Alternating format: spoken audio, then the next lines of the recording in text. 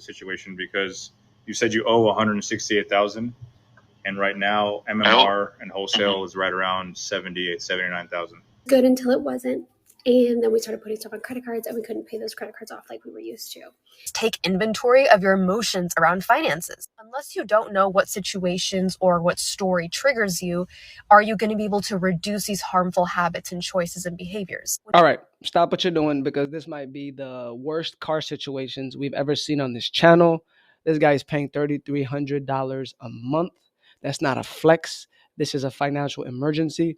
So we're going to break down how this is destroying his future and what this should teach everyone that is watching this video. Welcome back to the Purely MJ Show. My name is MJ. In this channel, we discuss financial literacy, avoiding debt, and clearly how to learn from other people's experiences. Make sure to like, comment, and subscribe. Join the family. We're so close to 4,000 subscribers.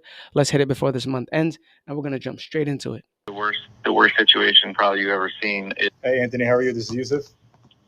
Yeah, what's going on, man? Not much, man. So I'm calling about the Hummer EV you got. Let's go ahead and talk about it. You are upside down big time. Man, just a little bit. Just a little bit. Only $100,000, right? 11,000 miles. All right. What do you want out of the situation? Because you said you owe 168,000, and right now MMR and wholesale is right around 78, 79,000. I bought the vehicle, when the Hummer first came out. Essentially, when they were marked up over 200,000 at the time. Especially when gas prices were really high last year, and some for about 150, and I was the cheapest one in the U.S. at the time. And I jumped on it and got it. I actually had two vehicles. I had a BMW X6 that was brand new, and I had a Silverado that was pretty new as well. So I traded both those in, but I was negative on both of them. So I added that negative equity. Talk about a crap show. Put about $25,000 down. That's what gets people in trouble, right? How do you have an X6 BMW and a Silverado, two cars, and you think it's a brilliant idea to go and pay for a Hummer for MSRP on top of markups during that time? And I think that obviously what helped the sale. I honestly should have walked out of there. I was at a pretty big dealership. Even got a higher interest rate than I've ever received, which is about 10% interest rate on the vehicle. What were your payments on the Hummer? Now it's at $3,300. I like it. I want it. Let's say I'll offer you 79 for it. Sight unseen. It looks like it's in good condition.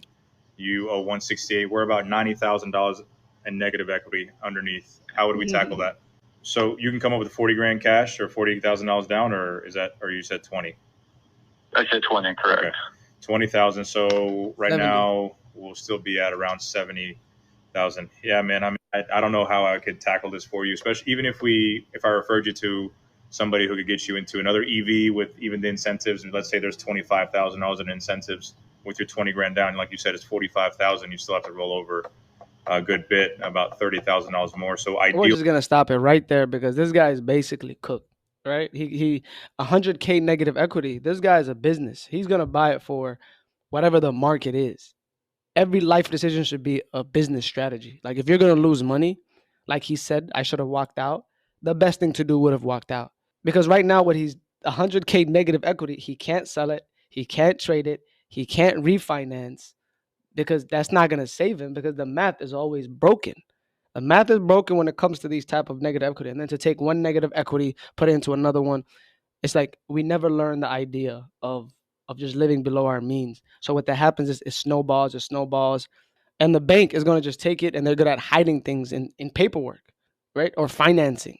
So at the end of the day, this payment that he's dealing with is basically a life sentence. It's a financial handcuff. No investing, no emergency fund, no flexibility, one job loss or a medical issue, and his entire life basically collapses. So this is what happens when people don't understand luxury cars. It's not the sticker price that ruins you.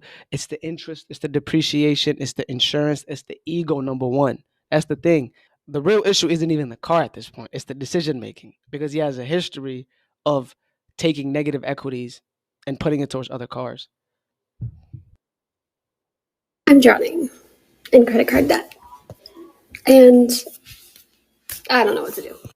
If you're seeing this video, you probably are also drowning in credit card debt. And I wish I knew how to help you, but I don't. Because I don't even know what to do for me. So here's Here's the story. I'm 30. I'm a stay-at-home mom of 2, and I have something called cystic fibrosis. And back in November of last year, I left my career, and I had been a working person ever since I could get a permit because my health was deteriorating. And my husband and I decided it was more important that I stay home with the kids and stop trying to work at the same time and consider my health first, because obviously, if you know what CF is, it already shortens my life expectancy, and my kids deserve for me to be here as long as possible. So we did that, and everything was okay because my husband worked really hard and he figured out a way to bridge the gap between the two incomes, and it was good until it wasn't. And then we started putting stuff on credit cards, and we couldn't pay those credit cards off like we were used to. And then a couple months ago, we regrouped, we figured some stuff out, and we found some extra money. We did some extra things to make some extra money, and we started putting that towards the debt. But then our escrow went up. It was severely deficient, so our mortgage payment went up by $400 a month and took all of that extra money that we had found.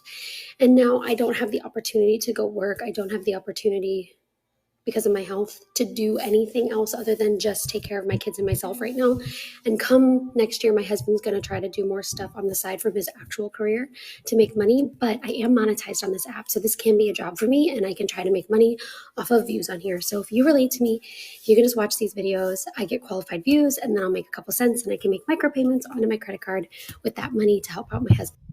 Life changes this fast. Credit card is one of those things that it's like a snowball. It kicks off. And then, because it's imaginary money, so you feel like you could just take it out every time and swipe, swipe, swipe. The thing about credit card is that it's so fast and so easy to spend $1,000 in just 2 seconds.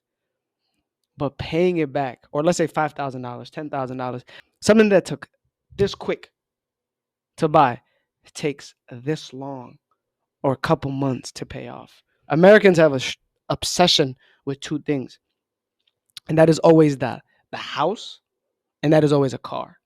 We overpay on these two things as American, and there's a culture of buying a house because that's an American culture. I understand it's the American dream, and again, they call it a dream because you have to be asleep to believe that. And the American dream is constant debt, consolidation plans, right? Um, Living above your means with credit card because it favors the bank, not you. You're at the mercy of the lender. All right. It's a very, very, very slippery slope. A lot of people are house poor. And I think that there's nothing wrong with renting, and there's nothing wrong with buying a used car or a cash car or a cheap car to live the best life that you can at the end of the day. So I feel for them. I hope they figure it out, and I think they will. I was in $20,000 credit card debt. It could easily be done. It just requires a lot of patience, a lot of hard work, and a lot of savviness to get out of it.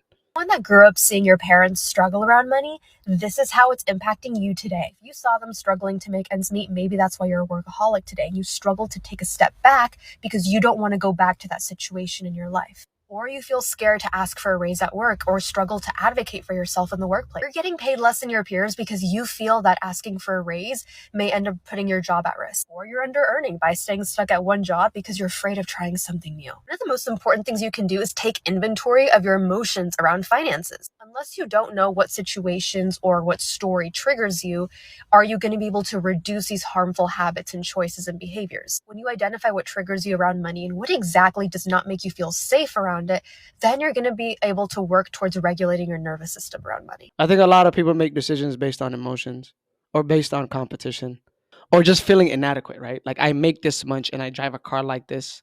It's something that's really driving people's financial stability and financial success into ruins. Kids do not learn by what you tell them. Kids learn through seeing how, you know what I mean? And I can see even like with my 3-year-old son is that he's watching mannerisms. He's watching me, right? Kids learn through action. Kids learn through, just by visualizing. And at the end of the day, when you see your parents struggling and always working, you're going to always live that life too, because it becomes this a habit. You know what I mean? Because that's in the realm of, your life experience. There's this thing called PTSD, post-traumatic stress disorder. I always say there's also this thing called PTBD, right? Post-traumatic broke disorder. And when you see your parents just nickel and diming and always working and just not spending things, you start to grow with this unhealthy habit of how your life gets molded or how your life, you know what I mean, kind of just like becomes. So it is something real. And a lot of financial philosophies or habits are determined by our parents. Like a lot of people tell me to buy a new car, and why am I driving always used cars? And you know what I mean, I'm spending money on a car that is going to need maintenance. Well, at the end of the day, each car, whether new or used, is going to need maintenance. But just dealing with just family always is never a fun thing, because a lot of families are struggling. A lot of parents are house poor. A lot of our parents did what they had to do to get by. Just dealing with how money impacts you as you grow up because of learned behaviors from your parents is something that's going to take years to, kind of like diagnose or change, or just like, try to rewire. But at the end of the day, it has to be done, because we don't want to live like our parents. You know what I mean? Just having that constant cycle of worry, stress, and just disheartening situations that mold, even our own children when we have it. So it's best to break those generational curses. And in this channel, we're all about making good financial decisions so you can live a better, happy life through other people's experiences. So with that being said, guys, I'm ending the video here. Make sure to like, comment, and subscribe. I appreciate you guys for always tuning in. Let me know down below what you guys' thoughts and opinions are down below. Share this with like-minded people. And I'm ending the video here, guys. Be good, do good, and I'm going to catch you on the next one. Peace.